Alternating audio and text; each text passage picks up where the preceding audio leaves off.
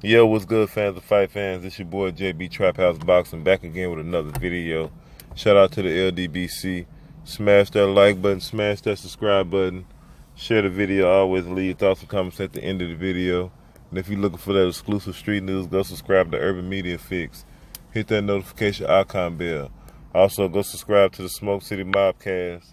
Hit the notification icon bell so you don't miss this heat that we drop every Wednesday night, 9 o'clock p.m. The LDBC, we get together and we do our live stream. So you make sure you do that.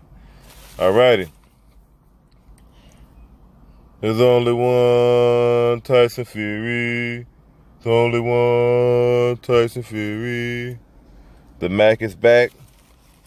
The Mac was in there. He did an interview. I seen all the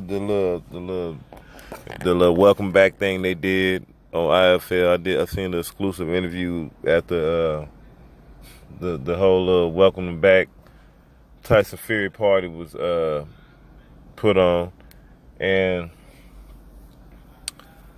he did an exclusive interview with Cuban Cassius on IFL TV. And I just wanted to share a few things in the interview that I thought was quite interesting. And y'all let me know what y'all think, man, about this whole interview. So, first of all, Tyson Fury, he was asked about, how many, his fight deal. And basically, he said that Frank had to pay out the yin yang. I don't know if he was joking or not, but he said Frank had to pay out the yin yang to get him to sign over there with him, because Tyson Fury is under a multi-fight deal. So he's not on no fight-to-fight basis. I know a lot of people wonder. No, he's not. He's signed to Frank Warren with multiple fights. So, and they asked why Frank Warren. He said Frank Warren is the magic man. He make things happen. And apparently, man, there's something lined up in this deal with Tyson Fury. And they said, why not Eddie Hearns?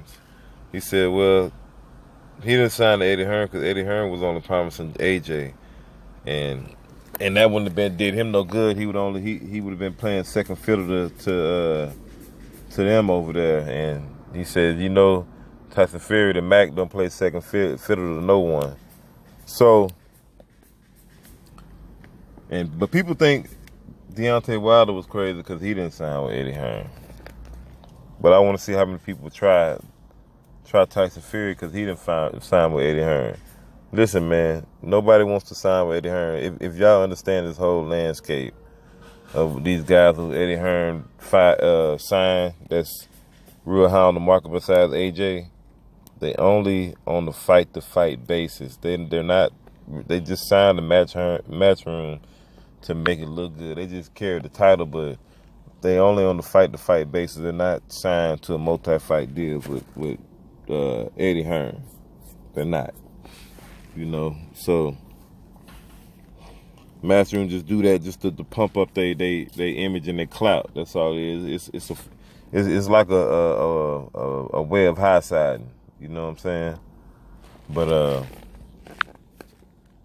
yeah. But Coogan asked Tyson Fury. He said, so by you signing with Frank Warren, does that push the fight away further?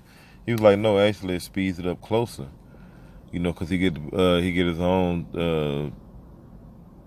TV network that's pushing him, that he's behind, that's behind him, so to say. And he understands that.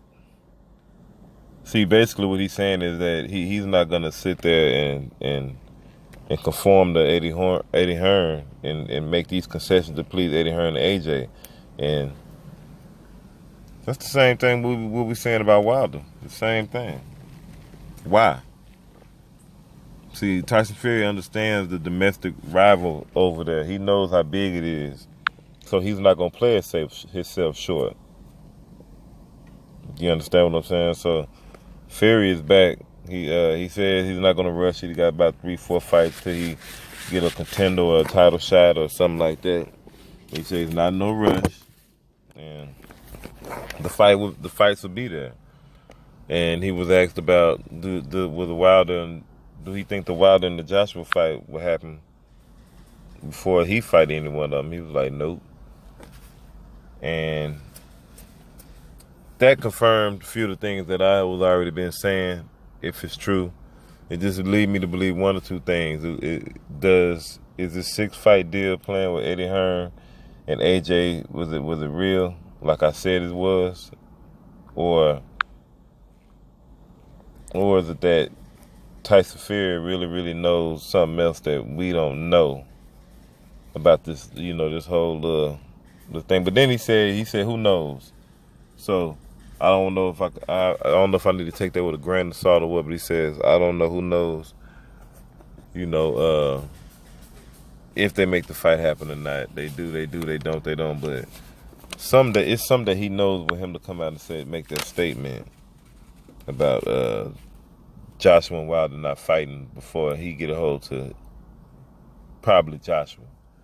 So it's making it seem like there's some promising things in this contract with Tyson Fury, possibly fighting AJ.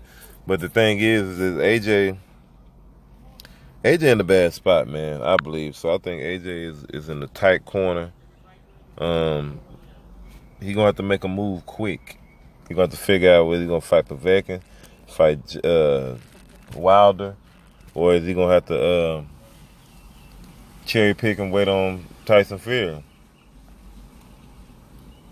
You understand what I'm saying? Tyson Fury, he don't have an opponent yet, but the date is July 9th or whatever it is. Just don't have an opponent yet. So he said he got to lose another stone or something like that, and he'll be all the way ready. But and he was talking about staying busy in the gym and all that, because he said if he don't stay busy in the ring, he'll stay busy training. Just sitting around, doing whatever he want to do. Basically, his idle time will get Tyson Fury in trouble. He'll start doing a bunch of bullshit.